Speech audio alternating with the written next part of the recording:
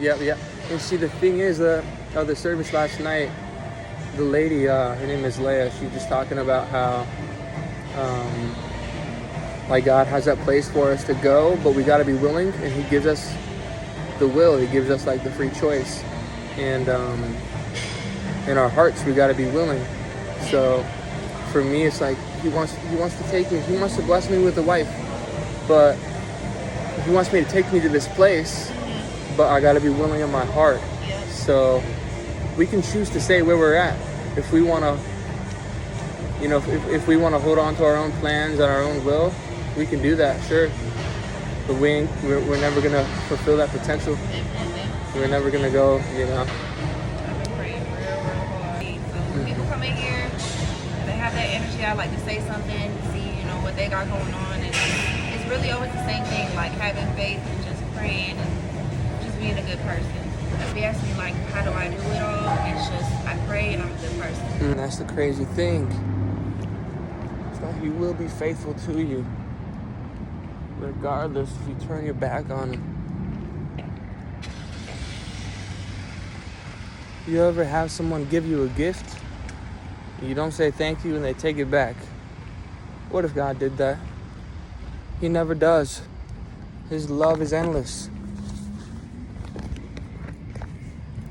He's always merciful. He's a forgiving, He's a graceful God. He's always there for us. Even if I were to stumble and fall and trip and fall flat on my face, guess what? He'll still be there for me. And no matter what you've done, no matter what sin,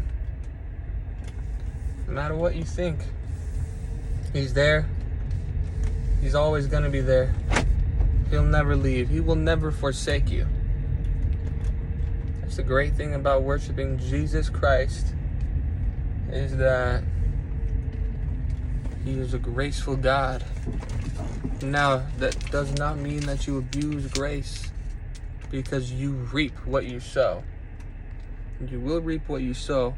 And some sins are unforgivable. So go out there, do God's will, and get blessed. But guess what? You don't do His will and love God just for the blessings. That's selfish. What you really got to do is love God for who He is. Get to know Him. You don't love someone just based off their looks. That's shallow. So don't love God. Don't follow God. Don't be obedient just to get a blessing. Because guess what? If you don't truly love God, you ain't even ready for the blessing. And you're probably going to just fumble the bag. Because you're not really living for God and serious about, you know. If God takes away everything from you, He owes you nothing. If He were to take away all the blessings, you're still going to follow Him. You're still going to walk that path, that narrow path.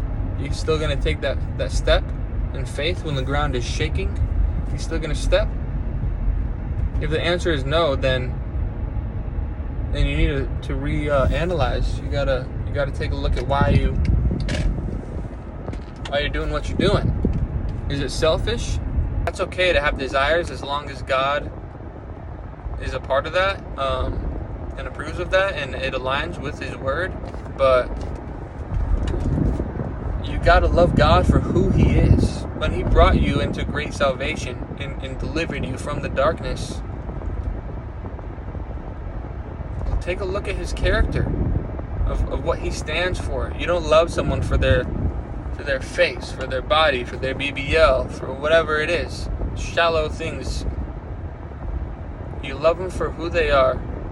And who they are is their character and their personality. And their character and personality means that is made up of their values, their morals and their values. And take a look at God's morals and values. What do they value? If you value nothing, if you have no values, you'll stand for nothing. If you're just a yes man, saying yes, agreeing to everyone, you're never going to say no to anyone. If you have no values, no morals, you will stand for nothing. So take a look at what God stands for, what he fights for, what he does for you, what he's done for you all your life, all the battles he's been fighting for you. When you turn your back on him, he's still there, faithful for you, fighting for you. He values unconditional love. That's why every time you turn your back on him, he's still there waiting for you with his arms wide. He stands for righteousness and holiness. He stands against sin. So look at his lifestyle. Love him for what he does. He stands for those great things and those amazing things. And he says no, and he fights against all else. So love God. Find out why you love God. Take a look at your life and your testimony. And by the way, your testimony is extremely powerful. Never be ashamed of it. Find out what it is and share it like it's your last day on earth. Because although someone might not get exactly what you wanted them to get out of your testimony, but they will get something great from it. It may translate in a different way. The Holy Spirit may speak to them something that you didn't even imagine they would get from your testimony. So know your testimony.